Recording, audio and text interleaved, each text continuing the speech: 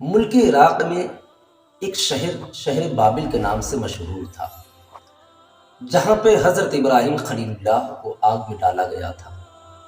واقعہ پورا یوں ہے کہ شہر بابل کے لوگ دنیاوی معاملے میں بہت چست اور چالاک تھے، لیکن عقل سے بالکل پیدل تھے، آنکھوں سے اندھے تھے۔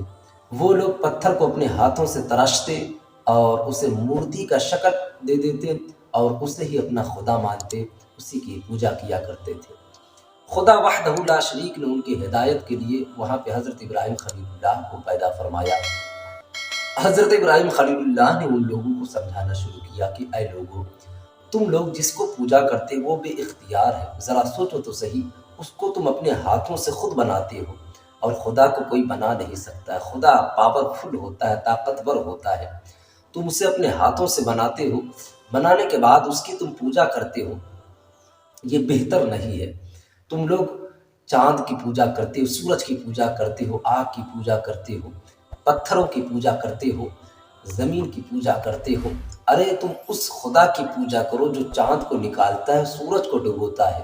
تم اس خدا کی پوجا کیوں نہیں کرتے جو ہمیں زندگی عطا فرمایا ہے؟ ان لوگوں کو آپ سمجھاتے رہے، لیکن آپ کی نصیحت ان لوگوں کو اثر نہ کی۔ پھر آپ نے اعلان فرما دیا کہ تم لوگ کافر ہو اور میں تمہارے جھوٹے خداؤں پر لعنت بھیجتا ہوں، میں تمہارے جھوٹے خداؤں کا دشمن ہوں۔ پھر ایک دن وہ لوگ اپنے سالانہ میلہ میں چلے گئے، اپنے ہاتھ میں ڈنڈا لیتے اور بت خانے چلے گئے۔ جب آپ نے وہاں جا کے دیکھا تو ان کے سامنے طرح طرح کے کھانے رکھے ہوئے تھے۔ آپ نے کہا کھاتے کیوں نہیں ہو؟ پھر آپ نے کہا کہ تم کھا بھی کیسے سکتے ہو، تم تو پتھر ہو، مورتی ہو، تم بے جان ہو۔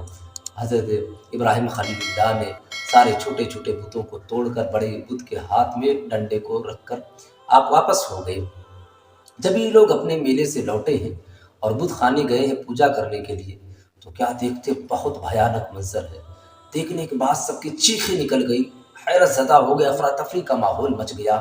اندر اتنا بھیانک منظر تھا کہ لوگ دیکھنے کے بعد چونک گئے۔ آپس میں لوگ کہنے لگے کہ ہمارے خداؤں کو کسی نے توڑ دیا ہے۔ لوگ آپس میں باتیں کر رہے تھے تو کسی نے کہا کہ ضرور یہ کام ابراہیم خلیل اللہ نے کیا ہوگا، کیونکہ وہ ہمارے جھوٹے خداؤں کے دشمن ہیں۔ حضرت ابراہیم خلیل اللہ کو بلایا گیا، جب آپ آتے کہتے ہیں لوگ آپ نے ہمارے خداؤں کو توڑا ہے۔ کہا میں کیوں توڑ سکتا ہوں، اس وقت ڈنڈا کس کے ہاتھ میں ہے؟ کہا بڑے بت کے ہاتھ میں۔ تو کہا وہی توڑا ہوگا، کچھ حکم دیا ہوگا، یہ لوگ نہیں عمل کیے ہوں گے، وہی توڑا ہوگا۔ تو ان لوگوں نے کہا کہ ہمیں بیوقوف سمجھتے ہو، ہم اتنے بھی عقل سے پیدل نہیں ہیں، ہمیں نہیں پتا کہ وہ پتھر ہے، وہ کیسے توڑ سکتا ہے؟ تو حضرت ابراہیم خلیل اللہ نے مسکرا کر جواب دیا، صاحب یہی تو میں تمہیں سمجھانا چاہتا ہوں کہ وہ بے جان ہے، وہ پتھر ہے، وہ تمہیں کچھ نہیں عطا کر سکتا ہے۔ لیکن ان لوگوں کے دلوں پہ زنگ لگ چکا تھا، وہ لوگ آپ کی نصیحت کو قبول نہیں کرتے تھے، وہ لوگ آپ کے جانی دشمن بن گئے اور ایک لمبا چوڑا آتش کدا تیار کیا اور اس میں مسلسل 1 مہینے تک لکڑیاں بھرتے رہے۔ جب لکڑیاں بھر گئی، ان لوگوں نے پھر اس میں جب آگ لگایا تو آگ کے شعلے آسمانوں سے باتیں کرنے لگے۔ ان لوگوں نے پھر حضرت ابراہیم خلیل اللہ کو اس میں اٹھا کر پھینک دیا کہ اب یہ آگ اس ابراہیم خلیل اللہ کو جلا کر راکھ کر دے گی۔ لیکن ابراہیم خلیل اللہ کو جب اس میں ڈالا گیا تو رب کے حکم سے وہ آگ بالکل ٹھنڈی ہو گئی اور حضرت ابراہیم خلیل اللہ پہ گلے گلزار بن گئی، پھول بن گئی۔ اس لیے تو کہا جاتا ہے کہ فانوس بن کر جس کی حفاظت خدا کرے، وہ شمع کیا بجھے جسے روشن خدا کرے۔ یہ فرش والے چاہے جتنا مرضی کر لیں کسی کو گرانے کی، لیکن اگر رب نے اشارہ فرما دیا تو پھر اسے کوئی دبا نہیں سکتا، یہ رب کا پاور ہے۔ پھر حضرت ابراہیم خلیل اللہ کئی دنوں تک اس آتش کدا میں رہے۔